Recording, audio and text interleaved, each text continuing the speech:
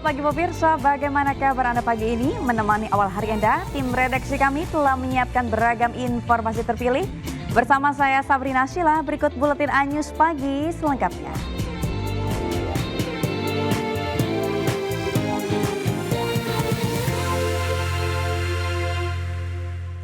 Pemirsa, 3 orang korban luka akibat kebakaran pabrik pakan ternak masih dirawat intensif di Rumah Sakit Ananda, Kota Bekasi. 1 orang yang mengalami luka bakar 90% harus dirawat di ruang ICU. 9 orang dinyatakan tewas dalam kebakaran tersebut.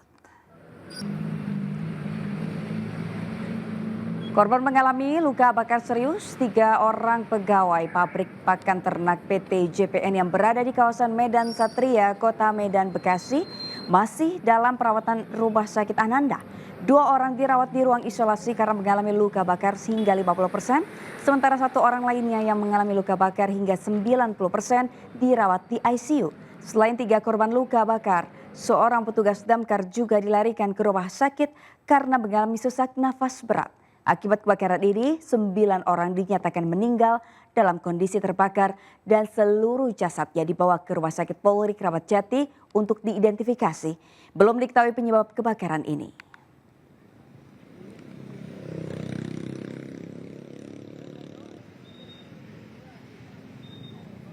Pemirsa, hingga Jumat malam api masih terus menyala dari pabrik pakan ternak yang terbakar di kawasan Berikat Priskolin, Pejuang Jaya, Medan Satria, Kota Bekasi, Jawa Barat. Sebanyak 9 orang dinyatakan tewas dan 4 orang terluka akibat peristiwa ini. Dan untuk mengetahui informasi terbaru, kita simak laporan Syahriza Zanski dari lokasi kebakaran.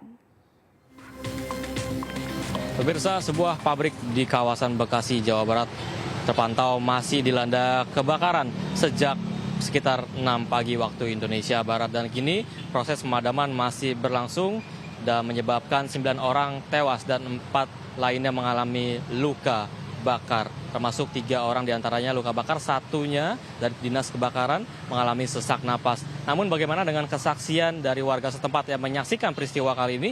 Sudah bergabung bersama kami salah satu warga bernama Iqbal. Selamat malam Bang Iqbal. Bang Iqbal, bagaimana dengan kesaksian Abang yang melihat peristiwa tadi jam 6 pagi kebakaran nih? Terdengar ledakan kah? Terdengar ledakan, kebetulan kedengaran dari rumah. Apakah ada dentuman lainnya dan Abang lihat ada kepanikan dari orang pabrik di sini? Kayak sedikit ada kepanikan dari warga sekitar atau warga di sekitar pabrik mungkin, Pak. Terima kasih ya Bang Iqbal atas waktunya. Memang dari beberapa warga tampak panik, khususnya para pekerja pabrik tadi pasca kebakaran mereka lari keluar area pabrik bernama Jati Perkasa Nusantara yang mengalami kebakaran pada 6 pagi. Namun bisa ditegaskan kembali bahwasanya korban tewas mencapai 9 orang dan korban yang mengalami luka 4 orang. Dari Bekasi, Jawa Barat, Syahriza Zanski, Abdul Roshid, Muhammad Khairuddin, iNews melaporkan. Aksi pengejaran petugas Satreskrim Polrestabes Medan terhadap 2 pencuri sepeda motor berakhir setelah pelaku diamankan di dalam saluran air. Sementara di Sidoarjo, Jawa Timur, polisi menangkap pelaku pembunuhan terhadap seorang wanita di Krian yang tak lain adalah suaminya sendiri. Berikut Kriminal 24 jam.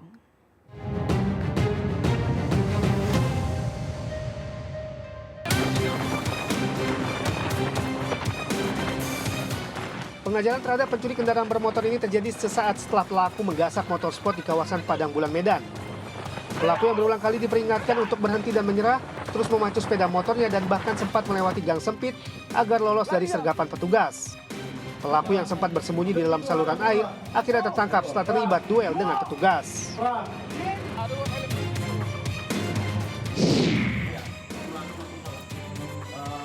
Polisi mengamankan pelaku pembunuhan terhadap seorang wanita di Krian, Sidoarjo, Jawa Timur yang tak lain adalah suami korban. Dari hasil pemeriksaan polisi, diketahui jika motif dari pembunuhan itu karena pelaku cemburu setelah melihat pesan singkat korban dengan pria lain melalui ponselnya. Pelaku yang juga mendua sempat merayu korban agar bisa mempertahankan rumah tangganya. Namun karena ditolak, pelaku nekat menghabisi nyawa istrinya. Pemirsa, warga dan pengendara di Jalan Brigjen Katamso, Medan, Sumatera Utara dihebohkan dengan keributan antara debt collector atau penagih hutang dengan pengemudi mobil. Aksi tarik-menarik dengan adu mulut yang terjadi di tengah jalan menimbulkan kemacetan parah.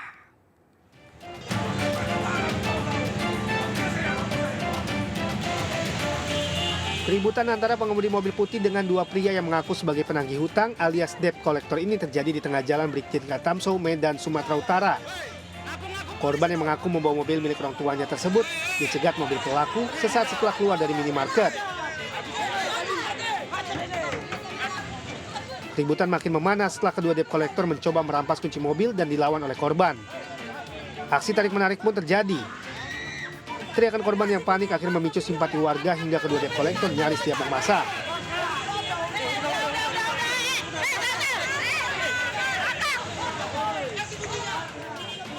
Setelah terlibat keributan hampir setengah jam, petugas dari Polsek Medan Kota tiba di lokasi dan langsung mengamankan kedua debt collector.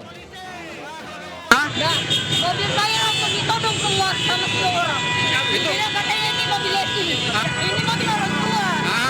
Saya bilang sama orang tua aja berurusan. Saya nggak tahu apa-apa. Nggak tahu katanya. Meski keributan tak berlangsung lama, Jalan Brigjen Katamso Medan Sumatera Utara sempat macet total. Dan untuk kepentingan pemeriksaan, korban beserta mobilnya turut diamankan ke Mapolsek Medan Kota. Dari Medan Sumatera Utara, Ahmad Ridwan Nasution melaporkan. Kepolisian Satlantas Polda Metro Jaya dan Polres Metro Tangerang Kota melakukan olah TKP di sejumlah titik lokasi kecelakaan truk kontainer ugal-ugalan. Setelah diperiksa urinnya, pengemudi truk ternyata positif mengkonsumsi sabu dan tidak hanya itu polisi juga menemukan sabu di dalam truk pelaku.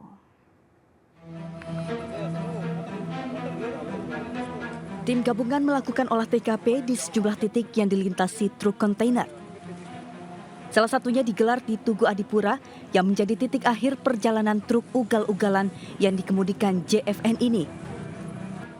Saat ini kondisi JFN telah berangsur membaik dan dapat berkomunikasi dengan petugas. Dari hasil pemeriksaan urin diketahui JFN terindikasi positif narkoba. Sebelumnya truk yang dikemudikan JFN menabrak puluhan motor dan mobil. Akibatnya sejumlah pengguna jalan terluka. JFN yang menjadi sasaran amarah pengguna jalan mengalami pendarahan otak akibat benturan benda tumpul. Diduga melaju dengan kecepatan tinggi, sebuah truk trailer menabrak besi pembatas jalan tol dan menggantung di atas jalan tol Dupak, Surabaya. Truk yang dikemudikan Siswanto diduga melaju kencang dari arah Waru ke Tanjung Perak. Namun naas sampai di kawasan Dupak, ban mobil tersebut selip dan menabrak pembatas jalan lalu terpelanting ke kiri dan posisinya menggantung. Beruntung truk trailer tidak sampai jatuh ke permukiman warga. Polda Jawa Tengah menetapkan sopir truk box sebagai tersangka dalam kecelakaan yang melibatkan mobil yang ditumpangi kru TV1 di Tol Trans Jawa Pemalang Jalur A arah Jakarta ke Semarang pada Kamis pagi lalu. Dari hasil penyelidikan juga terungkap jika kecelakaan terjadi akibat sopir truk mengalami microslip atau tidur sesaat.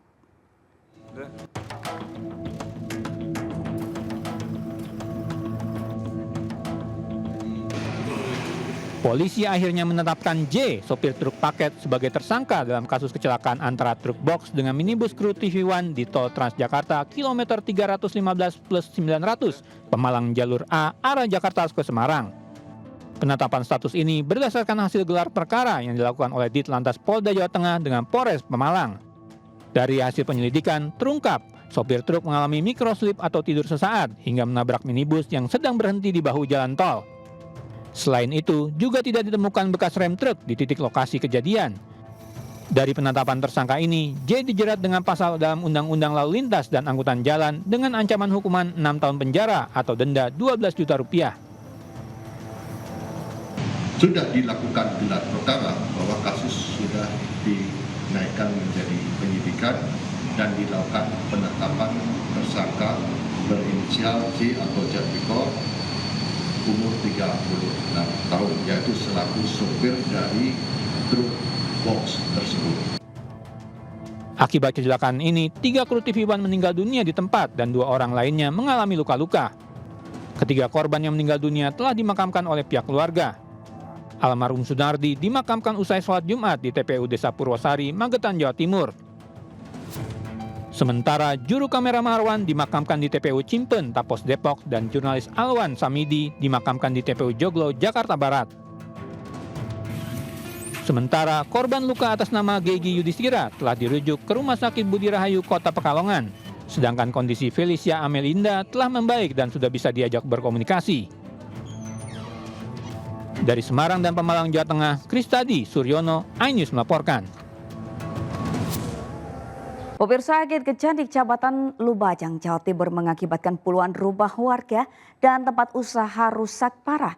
Di kawasan Cisadea, Kota Bandung, hujan disertai angin kencang membuat 2 pohon setinggi 15 meter tumbang dan menimpa 5 mobil. Sementara di Bali, ada fenomena hujan es yang membuat geger warga setempat. 3 kejadian tersebut kami rangkum dalam peristiwa 24 jam.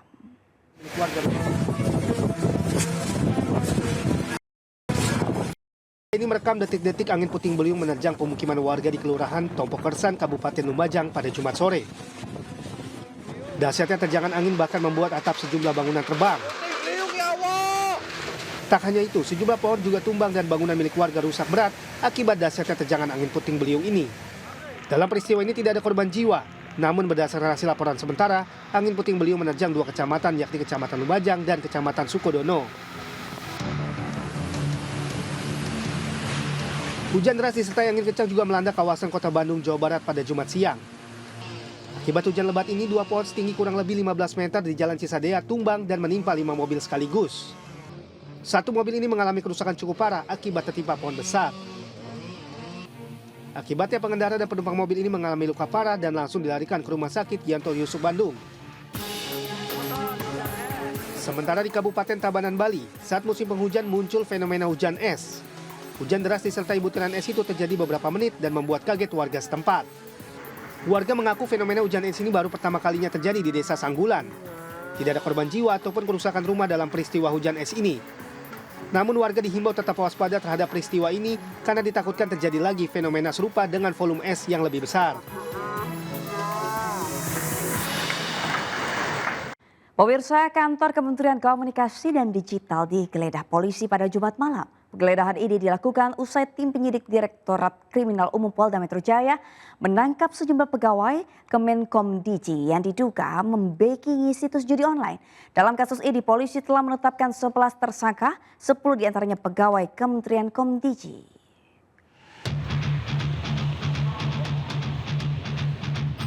Polisi menggeledah kantor Kementerian Komunikasi dan Digital pada Jumat malam. Penggeledahan tersebut terkait pegawai Kemenkomdigi yang menjadi tersangka kasus penyalahgunaan wewenang situs judi online.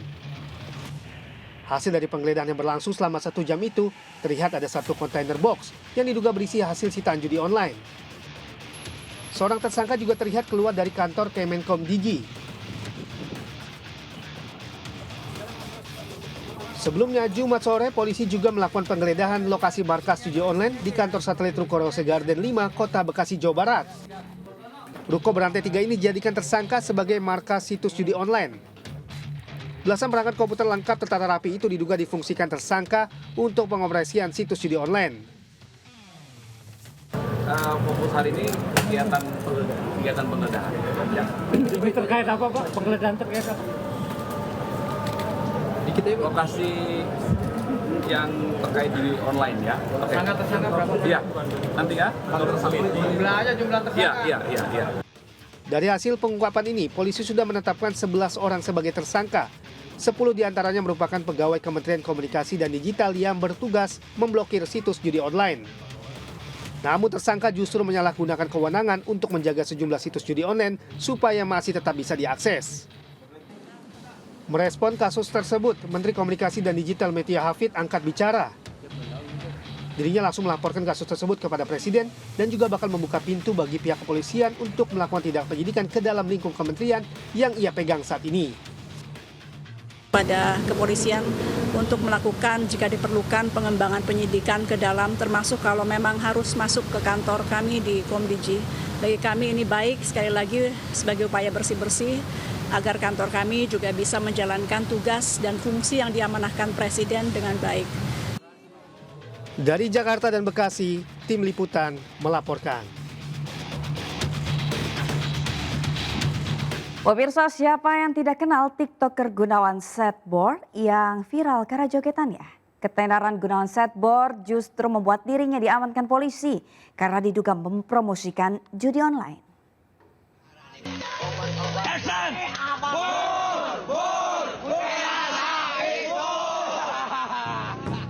Konten kreator yang dikenal dengan joget khas Beras Abis live solusinya ini ditangkap polisi lantaran diduga terlibat promosi judi online saat live di TikTok. Tak hanya Gunawan, beberapa orang lainnya juga ikut diperiksa. Gunawan yang viral karena live jogetnya di TikTok bisa menghasilkan jutaan rupiah sehari sempat membuat klarifikasi terkait tuduhan tersebut. Klarifikasi dibuat Gunawan sebelum diamankan polisi. Dirinya membantah bahwa dirinya bekerja sama dengan promotor judi online. Oke, Satbor mau klarifikasi ya teman-teman. Jadi itu tidak benar ya. Tim Satbor tidak bekerja sama dengan Judai. Tim Liputan melaporkan. Pemirsa, Tom Lembong tersangka dugaan korupsi impor gula kembali diperiksa Kejaksaan Agung pada Jumat pagi. Saat ditanya mengenai pemberian izin impor gula kepada perusahaan swasta, Tom Lembong tidak mengatakan apapun.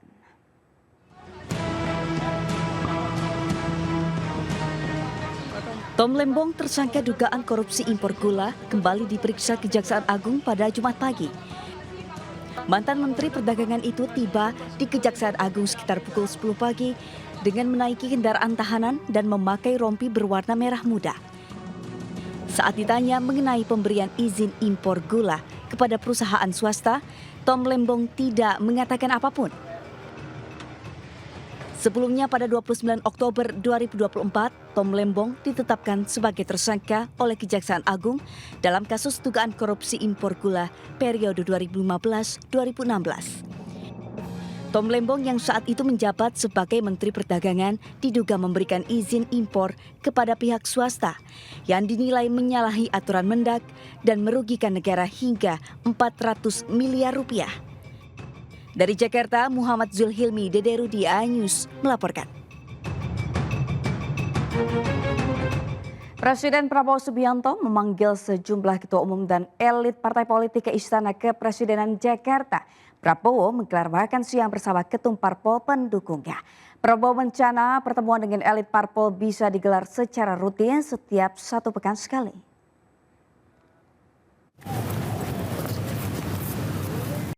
Presiden Prabowo Subianto memanggil sejumlah ketua umum dan elit partai politik pendukungnya ke Istana Kepresidenan Jakarta. Menurut informasi, Prabowo menggelar makan siang bersama ketua umum parpol dan sekjennya. Beberapa PR yaitu Sekretaris Jenderal Demokrat Teguh Rifki Harsha, Ketua Umum PKB Muhaimin Iskandar alias Caimin, Ketua Umum PAN Zulkifli Hasan, Sekjen PAN Eko Patrio, Ketua Umum Nasdem Surya Paloh, dan Sekjen PKS Abu Bakar Al-Hashbi. Ketua Umum PKB Muhaimin Iskandar alias Caimin menyebut ada keinginan dari para ketua umum partai koalisi untuk menggelar pertemuan rutin dengan Presiden Prabowo. Pak Bahlil. Secara umum keadaan kita bahwa Presiden akan berangkat ke G20 akan diterima oleh Presiden Tiongkok Jinping, Amerika, bahkan London dan lain-lain. Suasana santai sambil makan siang, jadi kami ketua umum partai politik bisa juga menyampaikan pandangan-pandangan termasuk juga aspirasi. Wakil Presiden RI Gibran Rakabuming Raka menemui Menteri Agama Nasaruddin Umar di kantor Kementerian Agama Jakarta Pusat. Pertemuan ini untuk berdiskusi berbagai target Kementerian Agama ke depan.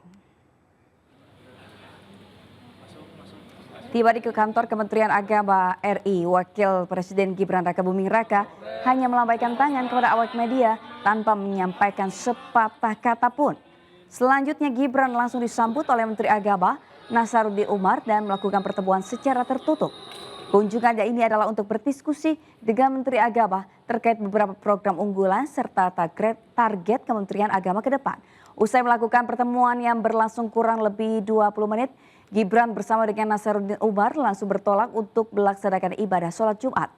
Meskipun tak memberikan keterangan apapun kepada awak media, Gibran Rakabuming Raka disebut memberikan sejumlah pesan dan arahan langsung kepada Menteri Agama. Menurut Nasaruddin, salah satu tugas yang akan dilakukan oleh Kementerian Agama adalah menciptakan ketenangan, kesejukan, dan kedamaian dalam kehidupan berbangsa dan bertanah air.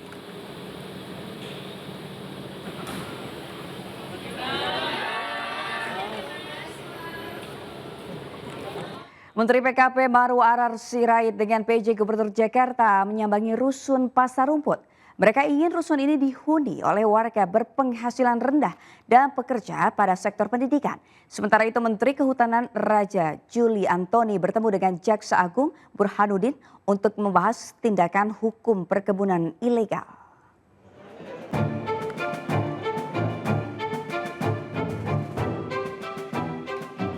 Menteri Perumahan dan Kawasan Pemukiman Marwar Sirait didampingi pejabat Gubernur Jakarta Teguh Setiabudi menyambangi rusun Pasar Rumput Setiabudi, Jakarta Selatan.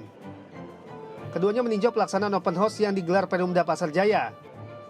Marwar mengaku usai bernegosiasi dengan Pemprov Jakarta, tarif sewa rusun Pasar Rumput kini telah turun dari 3,5 juta rupiah menjadi 1,25 juta rupiah per bulannya. Rusun dengan harga terjangkau ini dimaksudkan untuk warga yang berpenghasilan rendah dan diprioritaskan pekerja pada sektor pendidikan, TNI Polri, ASN berpangkat rendah, serta generasi milenial yang bekerja di kawasan bisnis seperti Kuningan dan Sudirman.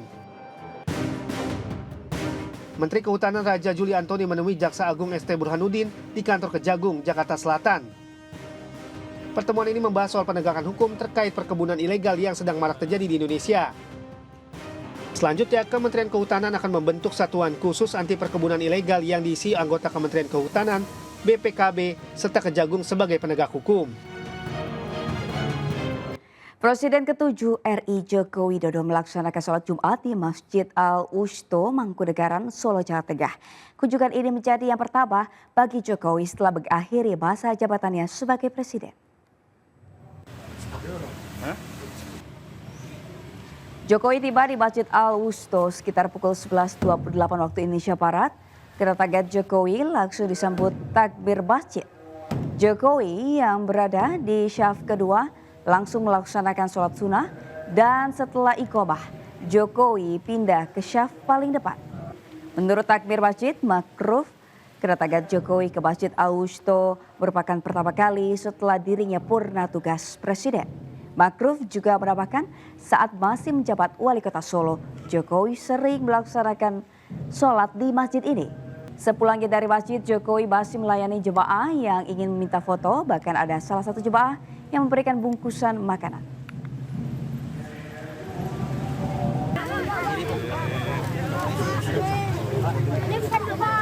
Ridwan Kamil, calon gubernur Jakarta nomor urut 1, sowan ke kediaman Presiden RI ke-7 Joko Widodo di kota Solo, Jawa Tengah. Jangan kemana-mana, Buletin Ayus Pagi kembali sesaat lagi.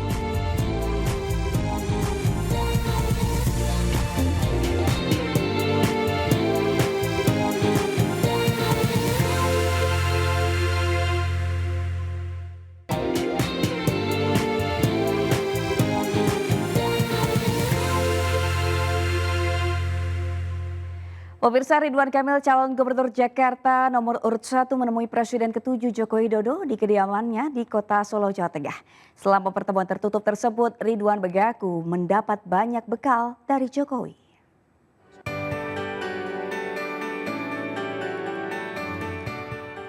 Tiba di kediaman Jokowi, calon gubernur DKI Jakarta nomor urut 1 Ridwan Kamil langsung masuk ke ruang transit dan dipersilakan masuk ke kediaman Jokowi. Usai melangsungkan pertemuan tertutup dengan Presiden RI ke-7 Joko Widodo, Ridwan Kamil mengaku banyak bertanya kepada Jokowi terkait pengalamannya ketika menjadi gubernur Jakarta. Dalam kesempatan ini, RK juga mengaku banyak mendapat nasihat dari Jokowi. Tanya tentang pengalaman beliau khususnya yang teknis tentang Jakarta, karena Pak Jokowi kan dulu gubernur Jakarta juga, untuk membekali saya dengan hal-hal terkait Jakarta, masa depannya seperti apa, dan ya 90% nasihat-nasihat lah buat saya yang masih. Sementara itu, Jokowi menegaskan telah mengenal baik Ridwan Kamil sejak menjadi gubernur Provinsi Jawa Barat. Dia juga mengakui banyak membicarakan tentang gagasan-gagasan membangun Jakarta. Bapak Ridwan Kamil ini kan memiliki pengalaman sebagai gubernur Provinsi Jawa Barat, sehingga saya kenal betul beliau. Dan yang kedua, tadi juga diskusi mengenai perencanaan untuk Jakarta, gagasan-gagasan besar untuk Jakarta, saya kira semuanya sudah sangat jelas sekali. Sebelumnya, calon gubernur Jakarta nomor urut 1 Ridwan Kamil sempat makan malam bersama Presiden Prabowo Subianto di sebuah rumah makan Padang di Jakarta. Momen tersebut diunggah RK di media sosialnya. RK mengaku mendapat beberapa pesan dari Prabowo Subianto, diantaranya agar RK tidak mudah menyerah dan tetap bersemangat dalam tugas apapun. Selain itu, RK mengaku seperti menerima rezeki karena bisa makan malam bersama dan mendapat nasihat dari seorang presiden. Dari Solo dan Jakarta, Tim Liputan melaporkan. Calon Gubernur Jakarta nomor urut 3 Prabowo Anung menghadiri acara deklarasi relawan masyarakat organisasi Islam atau yang dikenal sebagai Reboy. Organisasi Islam Remoy Pak Dul sendiri mendukung Pramono Rano karena yakin bahwa Pram Rano memiliki visi misi yang konkret untuk Jakarta.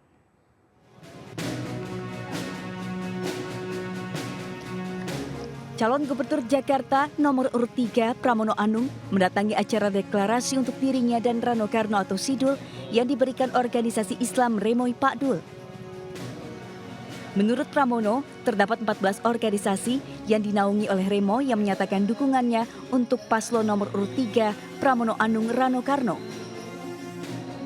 Pramono menyampaikan terima kasihnya atas dukungan yang diberikan yang membuat ia dan Rano atau Sidul semakin optimistis memenangkan Pilgub Jakarta 2024. Organisasi Islam Remoy Pak Dul sendiri mendukung Pramono Rano karena yakin bahwa Pram Rano memiliki visi misi yang konkret untuk Jakarta. Dari Jakarta, Jessica Surya, iNews melaporkan. Pemirsa, MNC Group melalui MNC Peduli menginisiasi program Sinergi Nasional CSR untuk percepatan kesejahteraan bagi masyarakat prasejahtera di daerah tertinggal dan terisolir di Indonesia. Komitmen nyata ini akan direalisasikan melalui kolaborasi program CSR di berbagai bidang, khususnya infrastruktur dan fasilitas umum bersama para pelaku usaha dan lembaga yang bergerak di bidang filantropi.